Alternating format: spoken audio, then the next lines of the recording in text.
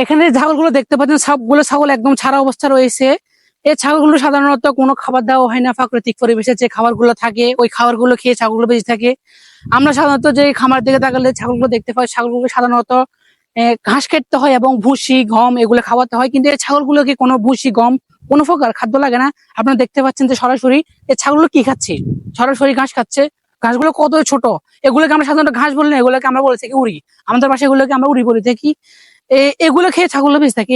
এই ছাগলগুলোর দাম অনেক অনেক বেশি হয় এবং প্রচুর চাহিদা থাকে এই ছাগলগুলোর। এই ছাগলগুলো সাধারণত ভেরি ফার্স্ট অথবা খোলামেলা মাঠে এই ছাগলগুলো বড় হয় এবং এই কোরবানির সময় ছাগলগুলো অনেক অনেক বেশি চাহিদা থাকে। একটা ছাগল আপনারা দেখতে পাচ্ছেন, সাধারণত আমি একটা ছাগল দেখে এখানে, এই ছাগলটা যদি দাম নির্ধারণ করা হয়, খামারের একটি ছাগল, এই ছাগলটার দাম হবে 8,000 টাকা। কিন্তু এই ছাগলটার দাম প্রাকৃতিক পরিবেশে যে ছাগলগুলো বড় হয় এই ছাগলগুলোর দাম আছে মিনিমাম 10 থেকে 12 হাজার টাকা।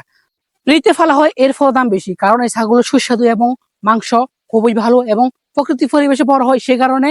কারণ এই ছাগলগুলোর মধ্যে কোনো রোগ নাই, কোনো জীবাণু নাই। আপনারা সবাই দেখেন, একটা ছাগলের গলার মধ্যে রশি দেখাতে পারবেন না, একটা ছাগল, সবগুলো ছাগল ছাড়া শত শত হাজার হাজার ছাগল আছে এখানে, একটা ছাগল দেখাতে পারবেন না যে গলার মধ্যে রশি আছে। আপনি যদি চারিদিকে দৃশ্যগুলো দেখেন, এখানে পুরোটা খোলা মাঠ, সারাটা পুরোটা খোলা মাঠ, একদম ঘাস, ছোট ছোট ঘাস, আর কিছু নেই।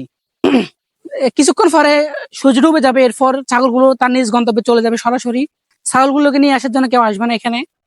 এ হলো সন্দ্বীপের অফুরন্ত দৃশ্য।